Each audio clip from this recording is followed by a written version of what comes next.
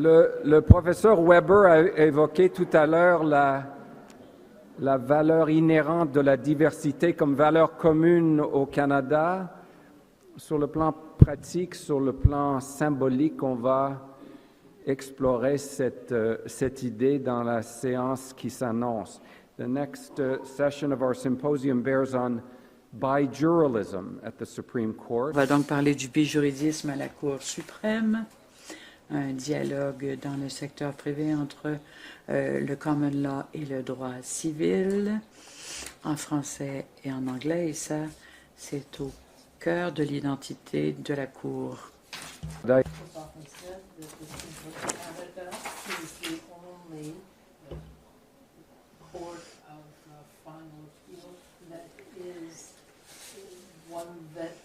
Requires people to speak the four languages of our law. Et en français, le droit civil en anglais et en français. Et cela invite ces juges à une certaine dextérité. Vous voyez les 9 places ici. Un mardi, on fait du droit civil. Un mercredi, on fait de la common law. C'est les mêmes 9 qui doivent composer avec ce défi. Alors, voici le sujet sur lequel nous allons plancher maintenant. J'ai l'honneur de vous présenter notre modératrice, la professeure Shauna Van Praag, présidente de la Commission du droit du Canada, ancienne auxiliaire à la Cour pour le regretté juge en chef Brian Dixon. La professeure Van Praag est également professeure titulaire à la faculté de droit de l'Université McGill. Dans ses recherches et dans son enseignement, elle est un véritable modèle de bijuridisme et je peux en témoigner moi-même. Nous avons enseigné ensemble un cours de droit de la responsabilité civile en droit civil et en common law, des torts de 1457 du Code. On a tout fait ensemble. Et donc, elle est parfaitement outillée pour nous mener dans la séance qui est la nôtre. Professor Van Praag, over to you to introduce our distinguished panel. Veuillez présenter donc nos distingués panélistes. Beaucoup, Monsieur le juge Casirère. J'aimerais commencer en ajoutant mes propres remerciements au juge en chef, aux membres de la Cour.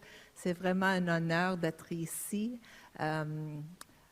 Comme les autres ont dit, c'est difficile à suivre les panels précédents, surtout au milieu de l'après-midi. Je sais qu'il faut se réveiller un peu, mais j'espère que, et je suis certaine que nos panélistes vont vous aider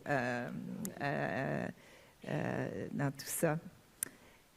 Je vais commencer par présenter nos 2 panélistes et par la suite, je vais parler un peu de mon rôle ici. Et c'est lié au thème d'aujourd'hui sur le bijuridisme à la Cour et au Canada et naturellement dans le droit canadien. Donc à ma gauche, l'honorable Audrey Boctor, qui est juge à la Cour supérieure du Québec dans le district de Montréal, nommée récemment en 2024. Avant cette nomination, elle était partenaire à IMK à Montréal et a travaillé dans le droit constitutionnel, administratif, civil et commercial. Elle a enseigné aux facultés de droit de McGill et à l'Université de Montréal et a travaillé pour Beverly McLaughlin de 2005 à 2006. À ma gauche, le professeur Lionel Smith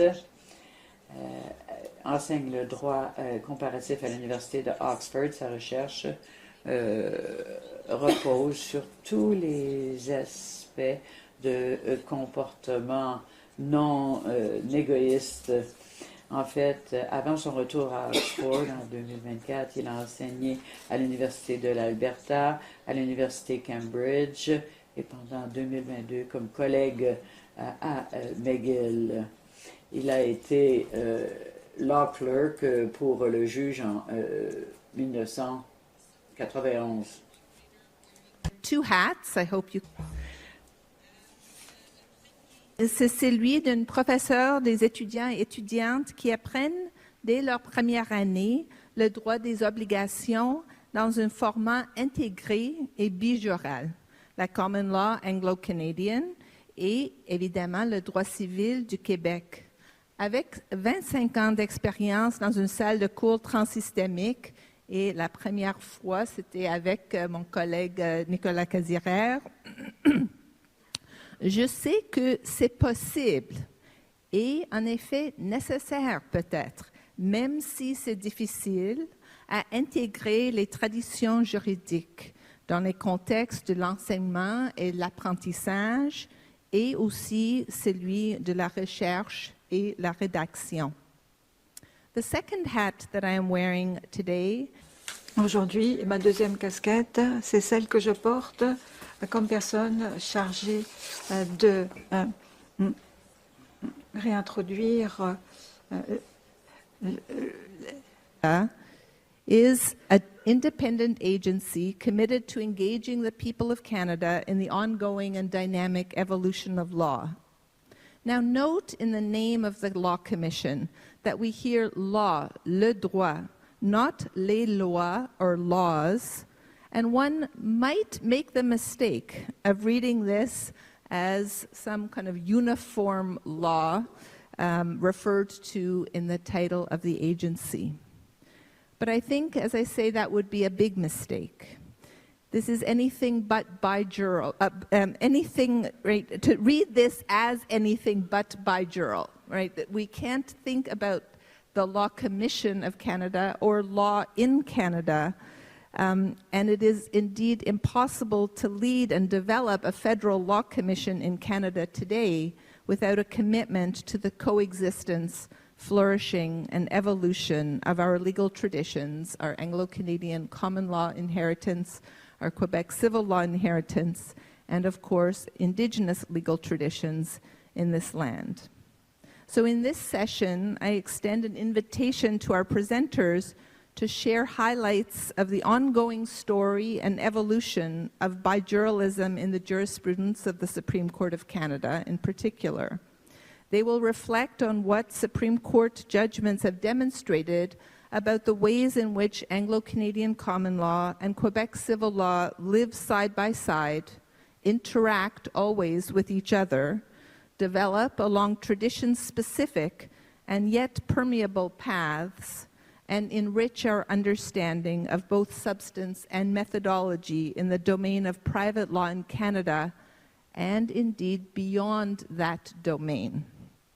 They will share insights and critical questions that will underscore the unique trajectory of bijuralism at the court and more broadly in this country. I expect we will learn that the dialogue between traditions is not always clear or smooth or... Je pense que nous allons apprendre que le dialogue entre les traditions est toujours fascinant et important et intégré à l'identité du droit et de la justice du Canada. Chacun de nos panélistes va parler pendant 15 minutes et en réaction à quelques questions qu'ils ont vues à l'avance, nous allons suivre cela avec un petit dialogue et non pas un dialogue entre les traditions. Ce serait une erreur de penser que l'un va représenter une tradition et l'autre. Et puis un dialogue entre les deux, mais surtout un dialogue entre les juristes qui contribuent au domaine de l'académie, Lionel Smith surtout, et évidemment les juges, pas de la Cour suprême, mais les juges de notre pays, du Canada, Audrey Bochter. So we will start with Audrey and then pass over to Audrey. Merci beaucoup. Puis tout d'abord, moi aussi, j'aimerais remercier à mon tour tous les membres de la Cour de m'avoir invité à participer à cette magnifique conférence et surtout ce panel dont le sujet me tient vraiment à cœur. As Shauna mentioned, I was appointed very recently, and so I was... J'ai été nommée récemment. Avant cela, j'ai été pendant 18 ans avocate et j'ai eu l'occasion de me présenter devant cette cour à plusieurs fois. Et j'étais toujours intimidée et cette fois-ci, c'est encore plus intimidant. citation en français, un peu en anglais à la fin, pour ceux qui ont besoin de traduction simultanée. Je commencerai en réfléchissant un peu sur le titre, les dialogues au pluriel sur le droit privé, qui est une fois, je trouve, à la fois imagé et juste de décrire le bijuridisme au sein de la Cour. À sa plus simple expression, le mot dialogue signifie une conversation entre deux ou plusieurs personnes sur un sujet défini. Mais si on pousse un peu plus loin, on trouve aussi que le dialogue signifie une discussion entre personnes, entre partenaires ou adversaires politiques, idéologiques, socio-économiques en vue d'aboutir à un accord. Je m'inspire de ces définitions, mais sans toutefois adopter l'un ou l'autre entièrement. Pour moi, au-delà d'une simple conversation, les dialogues sur le droit privé au sein de la Cour suprême représentent des discussions entre partenaires juridiques en vue d'aboutir à des solutions justes et justifiées. Mais ce ne fut pas toujours le cas, comme Shana a mentionné au départ. Et bien qu'aujourd'hui, ce ne soit pas un regard historique que nous posions principalement, je pense qu'il est important de prendre quelques minutes introductives pour comprendre le parcours du bijuridisme au sein de la Cour suprême afin de mieux saisir le moment présent et pouvoir se tourner vers l'avenir dans la discussion qui s'ensuivra. Lors de sa création en 1875, la Cour avait comme partie intégrale de sa mission l'unification du droit à travers le Canada. Or, sans grande surprise, et pour reprendre les paroles de l'honorable Jean-Louis Baudouin, l'unification était plutôt unidirectionnelle. Ou pour nous ramener à notre thème d'aujourd'hui, le dialogue fut souvent un monologue, la solution uniforme étant celle de la common law. Cette précarité du droit civil découle de facteurs qui sont évidents, dont notamment le fait que le droit civil existait pour la plupart en français et était confiné à une seule province. La common law existait pour la plupart en anglais et était répandue à travers les 9 autres. Au surplus, il faut se rappeler que la common law n'était pas étranger au Québec, comme l'était le droit civil à l'extérieur du Québec, puisque le droit public québécois intègre des principes de common law et de droit statutaire. Alors, à titre d'exemple, je reprends le trajet d'un ancien article du Code civil du Canada, l'article 1056, qui portait sur les recours des conjoints, ascendants et descendants d'un défunt victime d'un délit ou d'un quasi-délit. Souvent évoqué comme un symbole de cette approche assimilationniste, dans l'arrêt Canadian Pacific Railway, le juge Taschereau, un civiliste, a notoirement refusé d'octroyer des dommages moraux dommages pour préjudice moraux, le solicium dolorus, en vertu de cet article, parce que la solution aurait été différente que la règle en common law. Plusieurs autres auteurs ont d'ailleurs constaté que l'assimilation du droit civil vers la common law était le résultat de 2 enjeux liés. Premièrement, la Cour suprême, à cette époque, interprétait le Code civil comme un statut et non comme un code. Et souvent, après avoir constaté que les solutions seraient les mêmes en common law et en droit civil, la Cour procédait à importer en droit civil tout le raisonnement au soutien de la solution en common law. Les dangers d'une solution divergente ont parfois même été exprimés sous forme de profonds chocs ou répugnance morale à l'idée qu'il pourrait exister des réponses différentes aux mêmes questions dans différentes provinces.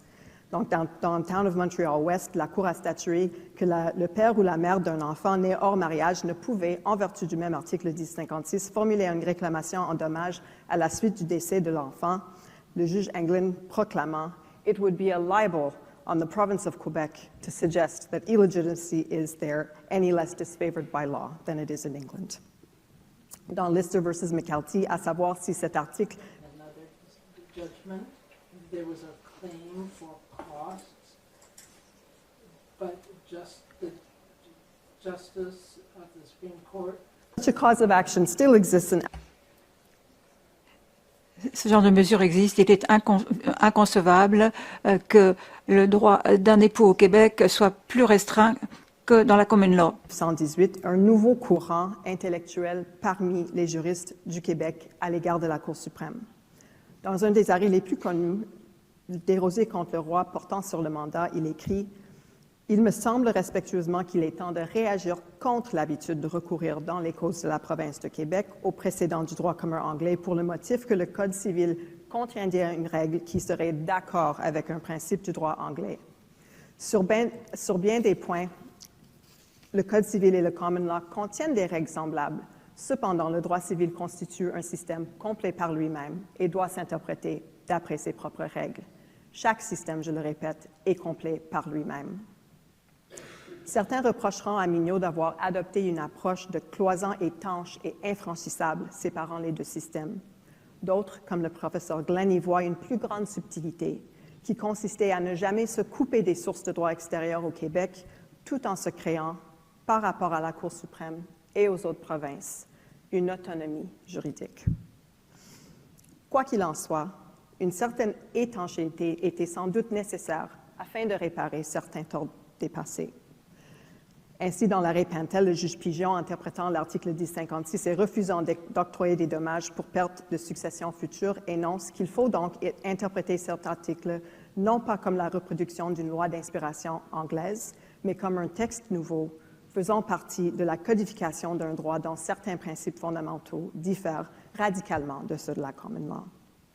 Pour fermer la boucle, dans l'arrêt Augustus contre Gossett en 1996, la juge Laura Dubé confirmera que l'arrêt Canadian Pacific fut une erreur historique, n'ayant plus d'importance puisque l'article n'avait même pas été repris dans le nouveau Code civil promulgué en 1994.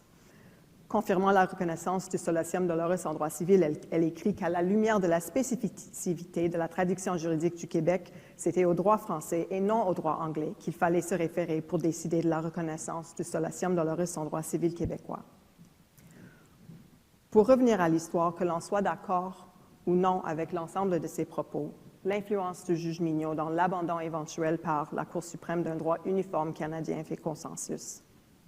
Par ailleurs, comme on a été fait mention dans le panel précédent, l'abolissement du droit d'appel aux commissions judiciaires du Conseil privé en matière civile en 1949 permettra à la Cour suprême d'assumer sa pleine autonomie et existence en tant que tribunal de dernière instance, ouvrant la voie pour le fleurissement d'une identité juridique proprement et uniquement canadienne.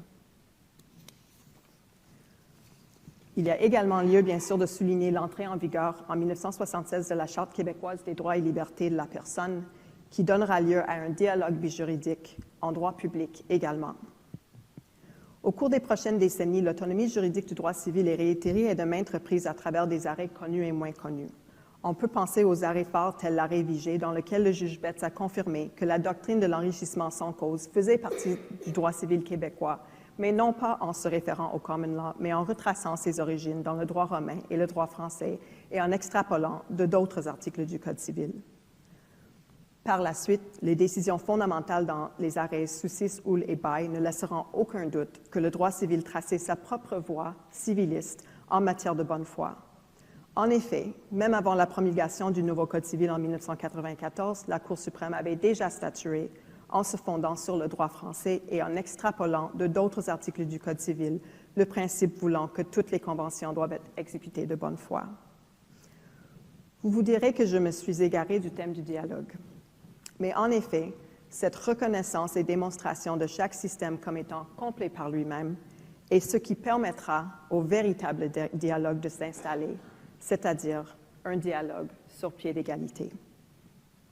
Il y a également lieu de souligner l'évolution en parallèle d'un engagement accru à l'égard du bilinguisme au sein de la Cour, condition sine qua non d'un dialogue véritable. Dans la jurisprudence moderne de la Cour, les dialogues en droit privé prennent différentes formes, mais je vais oser les résumer en 4 catégories. Dans sa plus simple expression, le dialogue sert à identifier un raisonnement instructif en cas de normes analogues. Par exemple, dans l'arrêt Ryan contre Victoria, où la Cour suprême avait écarté une règle spéciale qui atténuait l'obligation de diligence des compagnies ferroviaires, le juge Major se tournera vers la décision du juge Pratt, donc Compagnie des chemins de fer, pour dire que même s'il s'agissait d'une affaire du droit civil du Québec, l'analyse du juge Pratt était instructive, en particulier parce que la diligence prévue par la common law est analogue à l'obligation de prudence raisonnable du Code civil. À 2 reprises, la Cour suprême en matière de cause sur l'enregistrement sans cause d'arrêts provenant des provinces de la common law, la Cour tournera vers l'arrêt Vigée pour constater que la conception de l'enregistrement sans cause était pareille en droit civil qu'en common law. Deuxièmement, le dialogue peut servir à définir et comprendre les contours des normes qui sont divergentes. Par exemple, en 2023, dans la réponse contre Société d'investissement Réaume, le juge Cassirer entreprend une analyse détaillée des différents devoirs de loyauté en droit civil et du droit fiduciaire en common law afin de renforcer les distinctions entre eux et surtout de les distinguer tous les deux de la loyauté contractuelle. Dans l'arrêt Norsk, en tranchant si la common law devait reconnaître une forme de perte économique relationnelle, la juge McLaughlin remarquera que les juridictions de droit civil de la France et du Québec ne font pas de distinction entre le préjudice physique et le préjudice économique et ne fondent pas non plus la responsabilité sur les notions de confiance, mais que le mécanisme de contrôle qui permettait d'éviter le préjudice illimité en droit civil était non pas le genre de préjudice, mais si dans les faits le préjudice était une conséquence directe, certaine et immédiate de la négligence.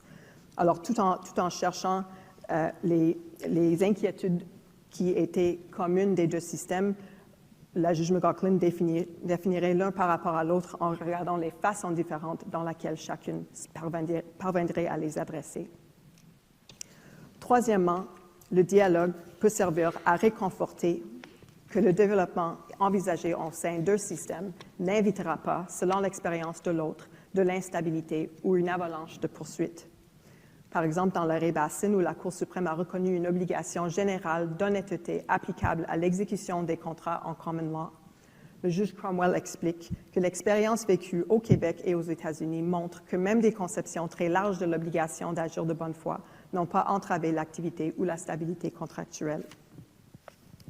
Pour moi, la fonction capitale du dialogue est celle qui nous permet de rechercher et constater des valeurs fondamentales communes. Sortant un peu du cadre strict du droit privé, la juge Laura Dubé, dans l'arrêt R versus O'Connor, affirme que le mot « liberté » et « sécurité de la personne » contenu à l'article 7 de la Charte canadienne doivent, en tant qu'aspect essentiel d'une société libre et démocratique, être animés par les droits et les valeurs formulées dans la common law, le droit civil et la Charte.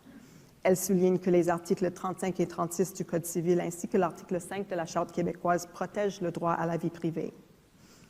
En revanche, en interprétant la notion de dignité contenue à l'article 4 de la Charte québécoise dans le cadre d'une action en dommages quelques années plus tard, dans l'arrêt Saint-Ferdinand, la juge Laura Dubé sera inspirée par la notion de dignité humaine développée par la juge Wilson dans l'arrêt Morgentaler, concept maintenant reconnu comme constituant le fondement de presque tous les droits fondamentaux énumérés dans nos chartes. En matière de procédure civile, pensant à l'arrêt Henrignac contre Molden, où, tout en notant que le Québec était la seule province à ne pas avoir une forme de jugement sommaire, la juge Karakatsanis souligne que le principe de la proportionnalité servait de principe directeur des règles de procédure à travers le pays. Retournant à Bassin, c'était non seulement en regardant le droit civil que la Cour pourra se réconforter qu'il n'y aura pas d'entrave à l'activité ou la stabilité contractuelle, mais comme valeur fondamentale ou valeur commerciale, le juge Cromwell notera que le refus de la common law anglo-canadienne de reconnaître une théorie élargie et indépendante relative à l'exécution de bonne foi des contrats était rendu incompatible avec le droit civil du Québec et avec celui de la plupart des États américains et entraînait des résultats non conformes aux attentes raisonnables des parties commerciales. Je note que dans l'arrêt Churchill Falls, arrêt phare portant sur la bonne foi en droit civil, le juge Gascon cite Bassin pour le propos que la bonne foi se présume et que ces exigences doivent pouvoir coexister avec la recherche par une partie de la satisfaction de ses propres intérêts. L'arrêt Bassin sera également cité par le juge Cassirer dans la réponse au soutien de l'affirmation que les parties ne doivent pas nuire aux intérêts légitimes de l'autre partie. Of course, the road is not always smooth. Évidemment, la voie n'est pas toujours sans embûches et nous parlerons de l'affaire Gallo, mais il ne peut faire aucun doute que le bijuridisme est crucial au Canada. Et pour terminer, je crois que l'affaire qui illustre cela, mais c'est le renvoi aux articles 5 et 6 de la loi sur la Cour suprême au Canada. Il s'agit de savoir si les juges provenant du Québec doivent occuper des postes actuel ou s'il faut appliquer un autre critère. Je ne veux pas entrer dans tous les détails de l'analyse, mais je voudrais souligner 2 passages. Tout d'abord, le fait de savoir que si l'article 6 qui exige que les juges du Québec soient membres du barreau, la Cour a statué que la tradition du Québec doit être représentée au sein de la Cour pour améliorer la confiance des Québécois à l'égard de la Cour suprême. À propos de la composition, selon l'opinion majoritaire,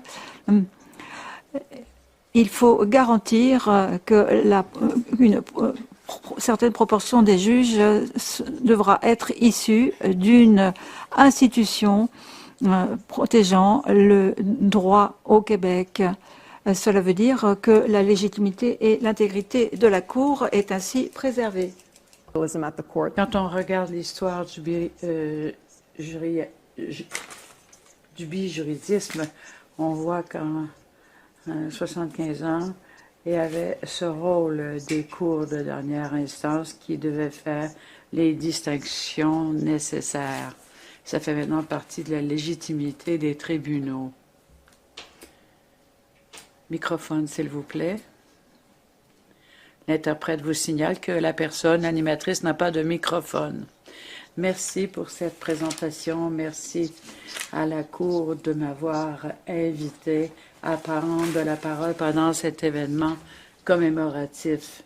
Je suis heureux d'être ici pour célébrer cet anniversaire important de cette grande institution canadienne. Merci au juge Cassière qui a planifié ce panel-ci sur le bijuridisme à la Cour suprême du Canada. Avant de commencer, je voudrais vous dire une chose. J'ai beaucoup appris aujourd'hui et j'en apprendrai davantage avant la fin de la journée. Mais la première chose que j'ai appris, c'est que lorsque c'était mon tour de prendre la parole ici, tout le monde verrait si mes souliers sont bien polis ou pas. J'espère que ces souliers vous conviennent. Donc, je voudrais parler du bijuridisme et du droit comparé. Et comme professeur, j'ai un rôle à jouer à cet égard. Et je peux parler du fait que ces idées sont peut-être pertinentes aux tribunaux et à cette Cour en particulier. On laisse parfois entendre, et pas seulement les juges, que le rôle des professeurs, c'est d'aider la Cour dans ses travaux. Il y a eu ce texte du professeur Ernest Wanrig de 2007 qui s'intitule « Est-ce que le droit peut survivre aux décisions juridiques ?» Ernie a écrit un texte brillant. Il prétend que le rôle de ceux qui travaillent dans les universités, c'est d'étudier, d'enseigner et d'avoir à cœur le legs intellectuel dans le monde. Par exemple, dans le domaine du droit, on analyse le droit dans les universités. Et le but de cette étude, c'est d'examiner les pratiques légales et regarder la doctrine et les interactions entre les différents acteurs juridiques. Il prétend que s'il y a une dissociation entre la pratique légale et les académiciens, ça pourrait poser problème. Pas parce que, par exemple, le système de bourse pourrait aider les cabinets, mais si c'est le cas, ben, tant mieux pour les deux parties. Mais cette dissociation pose problème car on regarde l'étude du droit dans les universités, on enseigne, on réfléchit sur les pratiques actuelles du droit. Le problème ici, pour Ernie, c'est qu'il y a cette dissociation entre les études universitaires et les pratiques. Souvent, les études universitaires, nous dit-on, n'ont pas d'objectif précis. C'est comme si les gens du département de zoologie étudiaient les unicornes. Qu'il y ait du droit comparé. Il est notoire que les juristes comparatistes peuvent être obsédés par la définition de leur propre discipline et par ses méthodologies. J'ai toujours aimé la définition claire et simple donnée par Adrien Popovici, mon ancien professeur à l'Université de Montréal, qui a écrit en 2002, et je cite, « J'adhère à la conception de droit comparé la plus large possible. C'est toute incursion dans un droit qui n'est pas le nôtre, qui n'est pas notre droit national. Je considère la comparaison comme une démarche naturelle de l'esprit humain, un moyen de connaissance. » Fin de la citation. Lorsque nous définissons le droit comparé de manière aussi large, c'est inévitable que nous découvrions qu'il s'agit d'une activité qui peut avoir une multiplicité d'objectifs. L'un de ces objectifs est l'amélioration du droit national, que ce soit par le biais de la législation ou de la jurisprudence.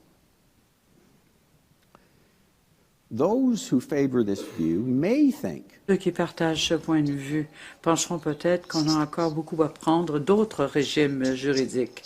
On nomme deux exemples, l'ancien juge McLaughlin et Madame la justice Dubé ont écrit des réflexions sur l'évolution du droit pour le règlement des litiges.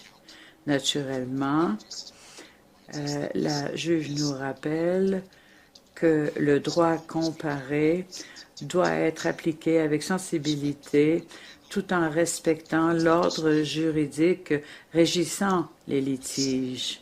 Mais certains juges s'opposent à ces efforts, quels qu'ils soient. Si on veut débattre de matériel juridique étranger, le juge Posner avait écrit « Non, merci. Aux États-Unis, on a déjà nos propres lois. » Si, comme moi, vous aimez le droit comparé, vous direz que, bon, c'est un peu déconcertant. Le système juridique inclut les pouvoirs législatifs, le pouvoir de la jurisprudence et donc de l'interprétation. Mais lorsqu'on n'a pas les pouvoirs nécessaires, on s'en remet à la logique. Je sais qu'une bonne plaidoirie, c'est pas comme défendre le théâtre ou une partie de baseball. Mais la logique, c'est la logique.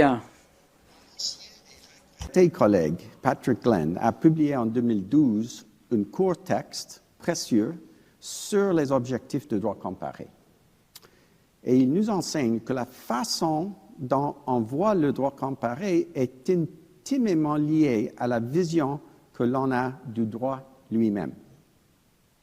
La plupart des objectifs ou fonctions de droit comparé sont liés à une vision qui place le droit national au centre de la scène. Dans cette vision typique, le droit comparé est toujours au service du droit national. Même si ce n'est pas toujours facile, il existe cependant d'autres manières de voir les choses. En guise de conclusion, j'aimerais partager avec vous quelques réflexions sur le débat entre certains juges de la Cour suprême du Canada dans l'affaire C.M. Callow Incorporé contre Zollinger, décidée en 2020. Je ne prendrai pas parti dans le débat entre les juges majoritaires et minoritaires. Je n'entrerai pas non plus dans les détails de l'affaire. Ce qui m'intéresse en tant que participant à cette discussion sur le bijuridisme, ce sont les différentes attitudes à l'égard du recours au droit comparé dans le processus décisionnel.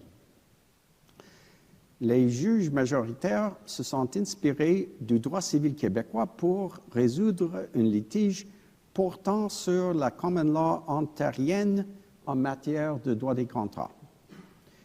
Les juges minoritaires étaient entièrement d'accord sur le règlement de l'affaire comme tels.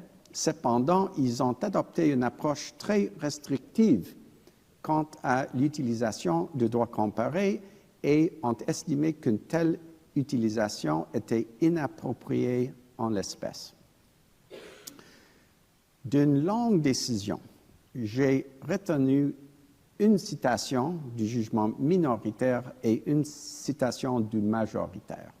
Pour les juges minoritaires, le juge Brown a écrit « Pour maintenir le caractère distinct de chacun des systèmes juridiques du Canada, il faut les administrer chacun suivant son propre ensemble de règles et en renvoyant à ses propres précédents. » Fin de la citation. Au nom de la majorité, le juge Cassirer a écrit, je cite, « La common law et le droit civil ne sont pas les seules traditions juridiques pertinentes pour le travail de la Cour.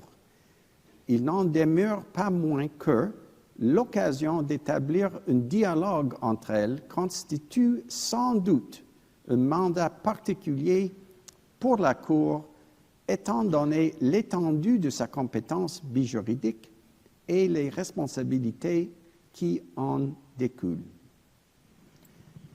Ces différents points de vue me rappellent les propos de Patrick Glenn en 2012. Après avoir expliqué que la plupart des objectifs de droit comparé reposent sur l'autonomie et l'exclusivité du droit national, il a proposé dans sa conclusion une autre façon de concevoir le droit comparé. Étymologiquement, il prétend comparer des choses et de les mettre ensemble dans un rapport d'égalité.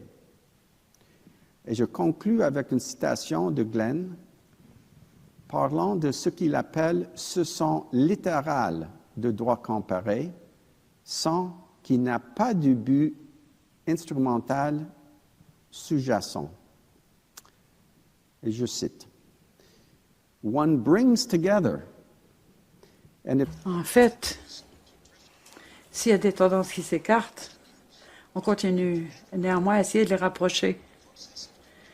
Le processus de comparaison ne laisse pas entendre qu'il y aura uniformité. En fait, cela est probablement le contraire. Il y a encore des différences et il faut concilier tout cela pour qu'il y ait une coexistence des différences. Voilà la fin de la citation. Lors de ma première lecture, je me suis rendu compte que c'était un objectif un peu bizarre du droit bijuridique. Mais en réalité, c'est probablement parce que moi, j'ai tendance à commencer avec le centre du droit national. Mais ce que Glenn nous dit, me semble-t-il, c'est qu'on peut avoir un tout autre dialogue selon les ordres juridiques. Un dialogue prend pour acquis qu'il y a égalité au départ et pas hiérarchie. Merci.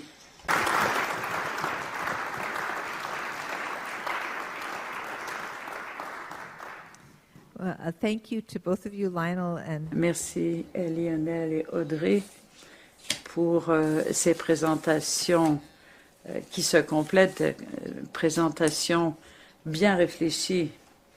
Et ça donne le ton à la session.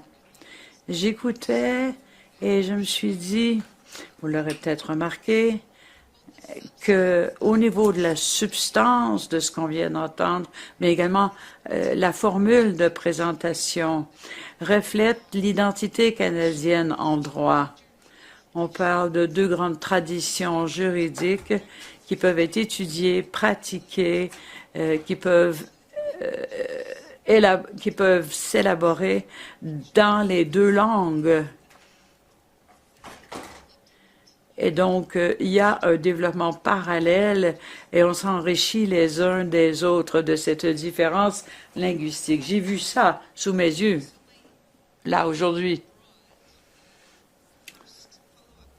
Donc, première question de suivi. Que dire de la force et la capacité de nous tous, juristes au Canada ou ailleurs dans le monde, mais parlons aujourd'hui plus particulièrement du Canada.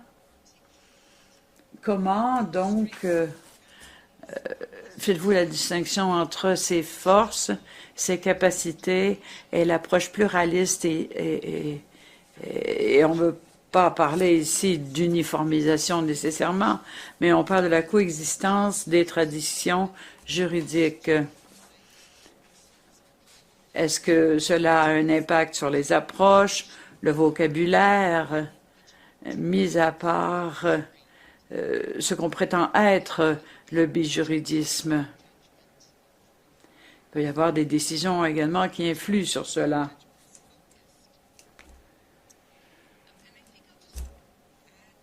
J'ajouterai ce qui suit. Sans plus tarder, que dire de ces forces ou de ces capacités? How are they particularly significant in imagining the integration of indigenous legal traditions, this importance of understanding and working with the stories, the actors, L'importance de travailler avec la culture, les langues, l'histoire qui coexistent dans un cadre juridique sur un même territoire. Bon, c'est beaucoup d'idées, une question en fait multiple. Lionel et ensuite Audrey. Merci pour la question. Je commencerai à parler de la capacité. Comme je l'ai dit plus tôt, les avocats en droit comparé ont leur propre méthodologie. Il y en a qui sont plus extrêmes que d'autres. On utilise le droit comparé parce qu'on croit que comme la loi est humaine, le droit est humain, il faut comprendre la société avant de pouvoir saisir le droit de cette société. Oui, on peut faire du droit comparé en traduction. Mais cela me surprend un peu. Peut-être qu'on s'y prend que n'importe quel autre, on s'y prend mieux que d'autres pays dans le monde. On pourrait peut-être recueillir des idées qu'on peut partager avec les autres, mais la capacité, ça peut être limitatif. On peut être en droit comparé si on ne parle qu'une langue, mais dans la mesure où on en parle 2 ou 3, ce sera meilleur. On peut également avoir une formation dans divers systèmes juridiques, mais c'est beaucoup en fait. Donc c'est un défi en soi, le bijuridisme. Et comme le bilinguisme, ça peut être un défi en pratique. Pour ce qui est de la deuxième partie de votre question sur le droit autochtone,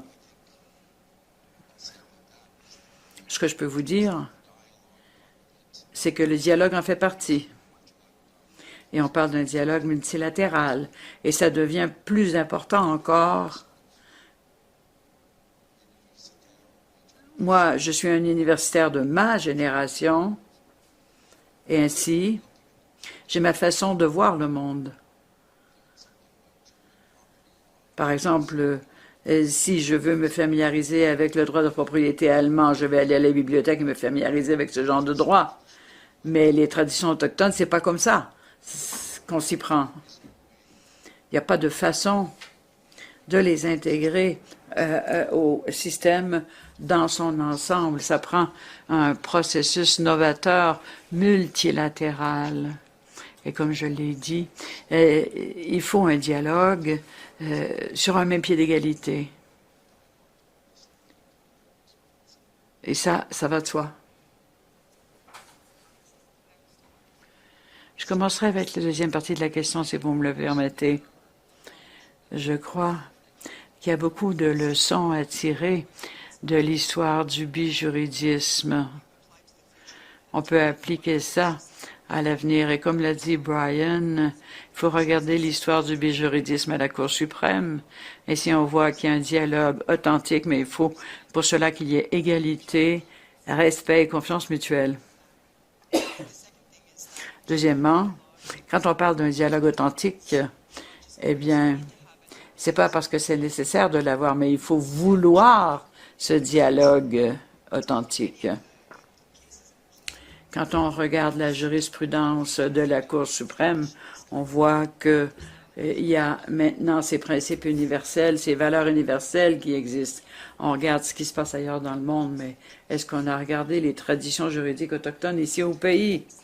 Troisièmement, la leçon qu'on peut tirer de l'histoire du bijuridisme dans la Cour, c'est la représentativité et la légalité. Et finalement, un dialogue, donc, authentique, ça veut dire qu'il faut être prêt à s'adapter au fur et à mesure des leçons apprises. Permettez-moi maintenant de passer à la première partie de la question. C'est difficile pour moi d'y répondre, car j'ai grandi avec le droit à l'Université McGill. À titre comparatif, on a parlé des différentes traditions juridiques et puis dans tous les cours, on adoptait une analyse comparée. À titre d'avocate, ça faisait partie de ma pratique. J'examinais pour voir ce qui se faisait dans tout le pays parce que ça m'aidait à mieux comprendre, parce que cela rendait mon plaidoyer plus pertinent. Il y a une force de persuasion qui relève du fait qu'on invoque un contexte dans son argumentaire. Cette comparaison, c'est une tentative de trouver l'universel. Alvin Sachs a dit que l'université, ce n'est pas le globalisme, mais ce n'est pas non plus l'uniformité. Je crois que l'analyse comparative nous aide à comprendre, nous aide à persuader. Si on veut persuader quelqu'un, il faut comprendre comment la personne réfléchit, il faut lui présenter des outils qu'elle connaît. Donc, lorsqu'on plaide devant cette cour, j'ai toujours présenté les causes en m'adressant à l'ensemble des juges et non pas à un en particulier. Il est peut-être banal de dire que lorsque la Cour suprême parle, elle s'adresse à tout le pays, peu importe quelle est l'origine de la cause. Si je reviens à la cause Erniak contre Rowley, il s'agissait des règles de procédure civile en Ontario. Et la juge de la Cour suprême passe en revue toutes les lois, mais y compris les procédures du Québec. Et on a cité cet arrêt des centaines de fois au Québec pour souligner l'importance de la proportionnalité et pour changer la culture au sein du système juridique.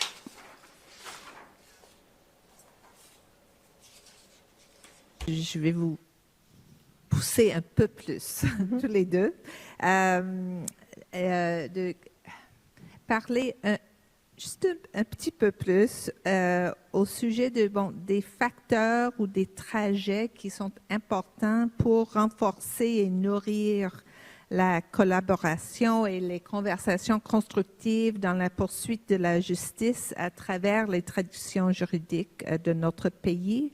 Je pense que ça, c'est lié un peu à notre panel au sujet du fédéralisme. Mais comment est-ce que vous voyez les espaces ou les possibilités, les occasions, peut-être en éducation des juristes ou en formation des juges ou au niveau de nos institutions fédérales, les tribunaux, y inclut la CSC, où sont les espaces, comment construire et nourrir, bâtir les espaces pour ces interactions de nos identités comme juristes canadiens. C'est intéressant, Audrey, que vous avez dit que vous avez étudié à McGill. Alors évidemment, c'est difficile à enlever cette identité de poser la question, ce serait quoi une éducation juridique sans l'intégration des traditions, mais ni Lionel ni moi étudié à McGill. Et puis, alors, c'est possible aussi d'être adopté, si on veut, dans une approche intégrée et puis ancrée en bijuralisme et peut-être multijuralisme, en effet. Audrey, je commence avec vous. Mais je pense qu'il y a différentes places qu'on peut... comme Lionel disait, je pense que être capable de parler plus qu'une langue, c'est sûr que c'est quelque chose qui est très important. Puis pour être un pays bijuridique, mais c'est sûr que si on veut vraiment engager dans un dialogue entre deux traditions, c'est un grand atout. Bien que grâce au fait que toutes les décisions de la Cour suprême sont rendues dans les deux langues, on peut quand même apprendre, et c'est une des fonctions fondamentales de sa mission, on peut quand même apprendre sur les deux systèmes dans les deux langues en tout temps. Mais je dirais quelques mots, je pense, sur l'importance de l'éducation à tous les niveaux. Puis je parlerai un peu de l'importance de l'éducation dans les deux traditions juridiques, ainsi que l'importance de l'éducation dans les traditions des peuples autochtones.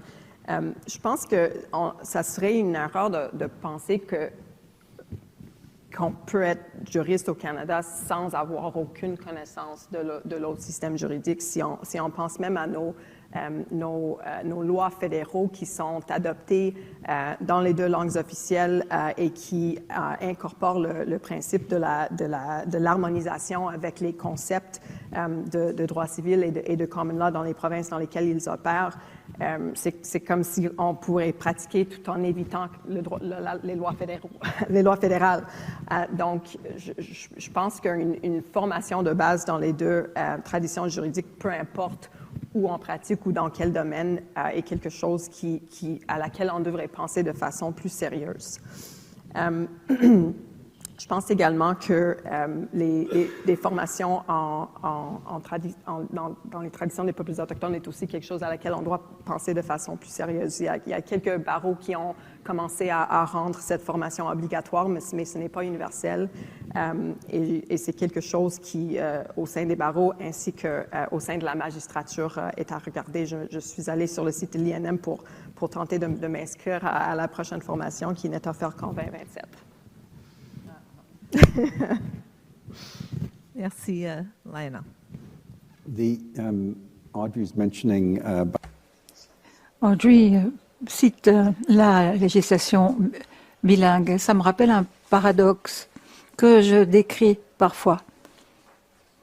En particulier en Angleterre, où souvent les gens ne connaissent pas beaucoup le Canada.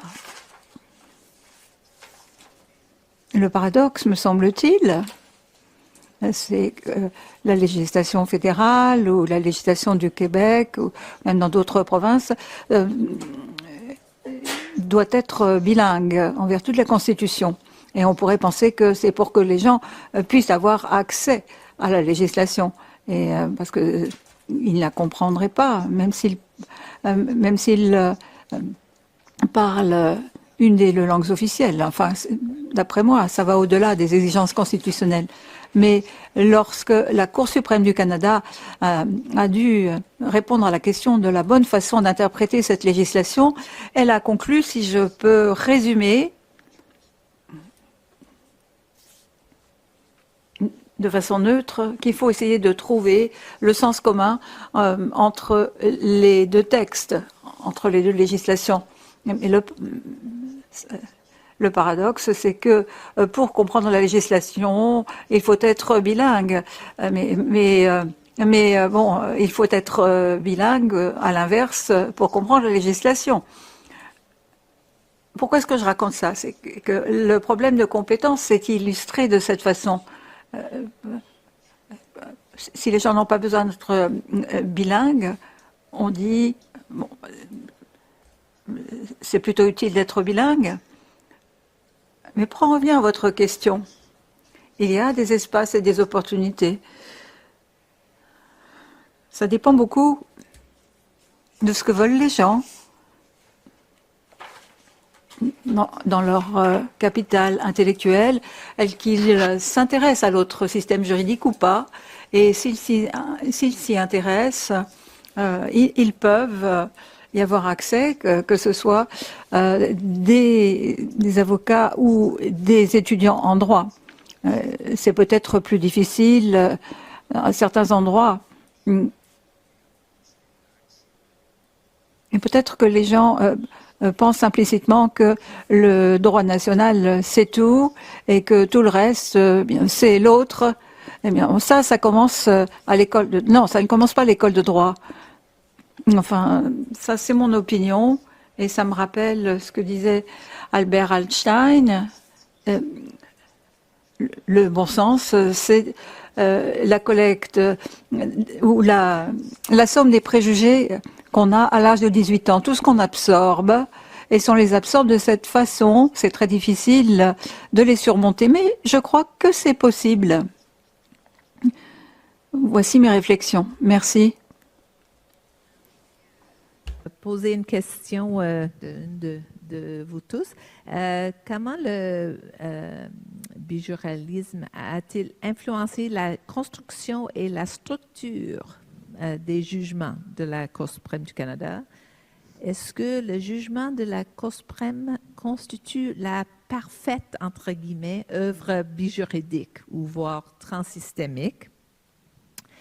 Et moi, je vais ajouter un peu à ça. Est-ce qu'on pourrait dire que, même oser dire que la Cour suprême doit seulement accepter à entendre une question en droit privé s'il y a des... Bon, si c'est significatif pour tout le pays, ça veut dire avec les conséquences dans plus qu'une tradition juridique. Alors, bon, ça c'est un mélange de format, structure et aussi substance quand on pense au travail de la Cour. Je pense que c'était Lionel à commencer. Pour les beaucoup de gens dans la salle qui sont mieux placés à réfléchir sur cette question que quelqu'un comme moi. Moi, j'ai toujours pensé, c'est peut-être un peu à côté de la question, mais j'ai toujours pensé, peut-être à tort, que c'était monsieur le juge en chef Dixon qui a en quelque sorte révolutionné la manière d'organiser un jugement. Évidemment, pour le mieux, pour créer des jugements qui sont plus accessibles, plus compréhensibles. Mais je n'ai jamais pensé que l'aspect bijuralisme impose une autre exigence sur un jugement. Un jugement, c'est un texte qui doit être compréhensible, bien organisé, peu importe l'objectif du texte. Audrey. So I'll answer the second part. Je vais d'abord répondre à la deuxième partie. L'exigence, ce n'est plus l'intérêt national, c'est l'intérêt public.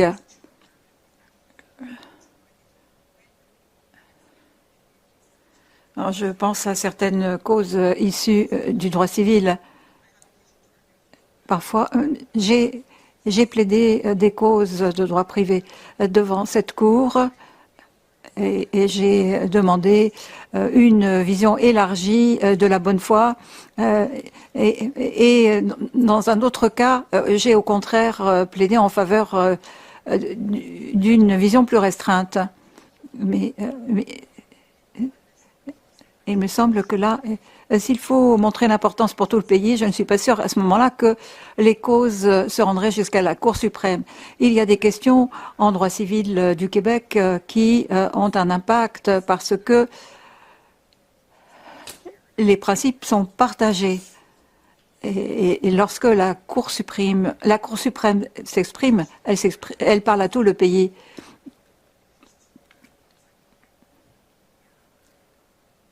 Mais je crois que une exigence disant que les causes venant du Québec doivent intéresser tout le pays serait malvenue. Je crois qu'il n'y a pas de façon parfaite de procéder et je ne crois pas qu'on veuille imposer une recette pour dire comment on doit se livrer à un exercice du bienjardisme. Il faut que cela poursuive l'un des objectifs du droit comparé, mais ça n'a pas nécessairement besoin de se produire à chaque fois. Même si on peut dire que c'est peut-être un peu inégal et on ne sait pas quand la Cour suprême va adopter une perspective plus bijuridique. Je dirais que quand on se présente devant la Cour suprême, on devrait peut-être se préparer à cela parce que on souhaite comprendre comment les solutions vont se répercuter dans tout le pays. Et donc, il serait bon de se préparer en conséquence, de se préparer à ces questions de la part des juges, des questions difficiles sur les principes fondamentaux qui sont partagés. Et si l'on demande un jugement à la Cour, il faut aussi voir quel peut être l'impact en ce sens. Merci. Pour la dernière question, je vais combiner quelques éléments que je vois à l'écran comme question.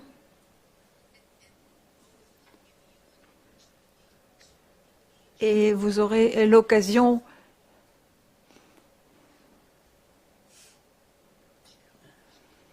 de relever ce défi, en particulier en droit privé, en common law et en droit civil. Et c'est la prévisibilité.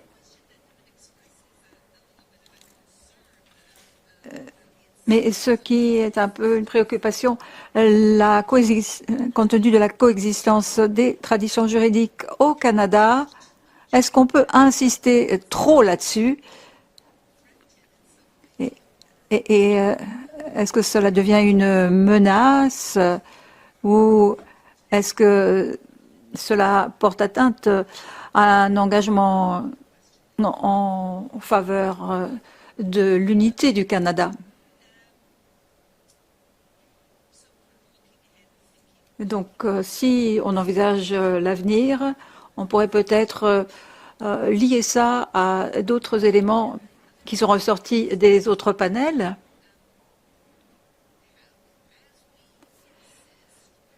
Alors que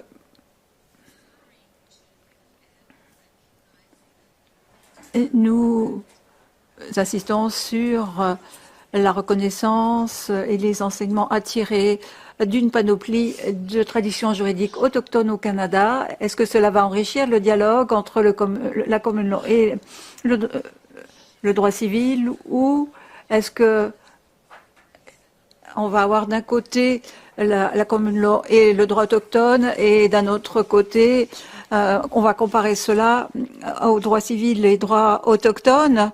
Et est-ce que ça risquerait d'être assez décevant pour ce qui est de l'enrichissement des échanges entre les traditions juridiques existantes qui continuent à évoluer?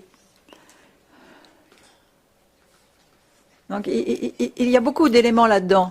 Mais enfin, si vous portez votre casquette de prévisibilité, qu'est-ce que vous envisagez comme défi et comment est-ce qu'on peut essayer d'avancer? Audrey, je crois que c'est à vous. J'allais vous demander de commencer. Non, ce n'est pas moi qui suis en charge.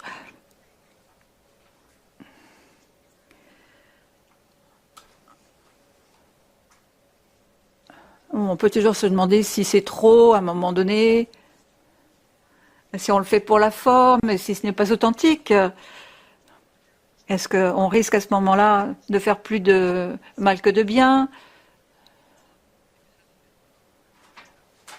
Si ça n'a pas été bien amenés devant la Cour par les avocats en tenant compte des différentes traditions juridiques. Il y a un risque d'interprétation erronée ou on risque aussi de rendre les choses plus complexes. Non, même si ces risques existent, ça ne veut pas dire qu'on ne devrait pas essayer d'entamer le processus. Et s'il y a une évolution parallèle et une articulation des différentes traditions juridiques autochtones et que cela provient des autochtones, la Cour peut s'en inspirer. Et c'est préférable plutôt que la Cour agisse seule. C'est très intéressant. Si vous pensez à mon exemple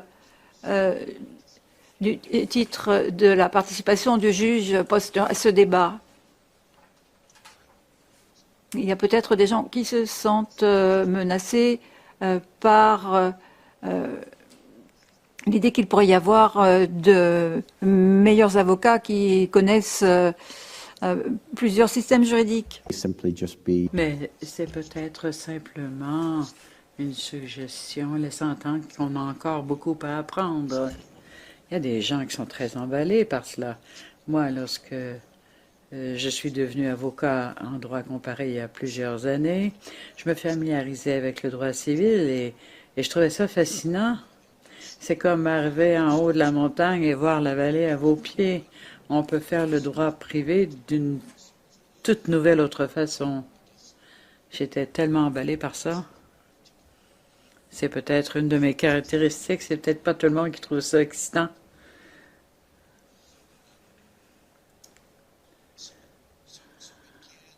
Donc, on peut se sentir menacé aussi. Mais il y a cet autre aspect-là. Et les gens pourraient penser que c'est menaçant ou que cela menace l'intégrité des deux ordres juridiques dans le bijuridisme. Est-ce que cela est encore une inquiétude? Ben, ça l'a été, comme on l'a laissé entendre ici. Et cela inquiétait les civilistes au Québec. Il y a eu des cas du Conseil privé, des arrêts de la Cour suprême, où on laissait entendre que ce n'était pas important de voir quelle était la logique sous-jacente au droit civil. Si on peut transcender cela, et on doit le faire, si on veut parler de bijuridisme, moi, je ne considère pas que c'est une grande inquiétude en soi. Ben, peut-être que c'est juste mes propres préjugés, là. Bon, on va s'en tenir à cela.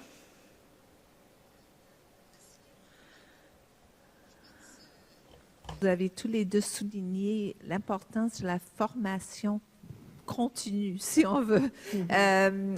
Il y a toujours des choses à apprendre.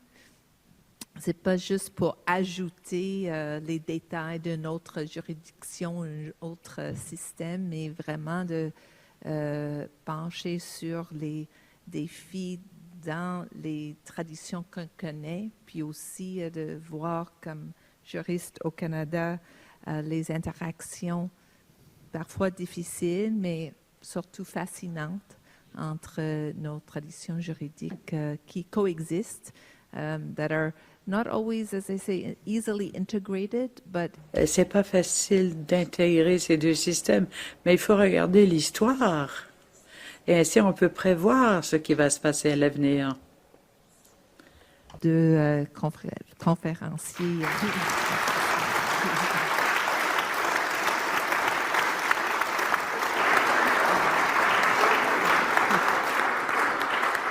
Et en effet, grand merci à nos panélistes pour ce regard stimulant sur le droit privé à la Cour suprême. Plainly, the dexterity prized by the court. Beaucoup de dextérité à la Cour, ainsi les rugistes peuvent facilement passer du common law au droit civil, à l'anglais et au français. Donc, chers collègues, joignez-vous à moi pour remercier les professeurs Shana Van Prague et Audrey Boctor et Lionel Smith. Merci pour cette session.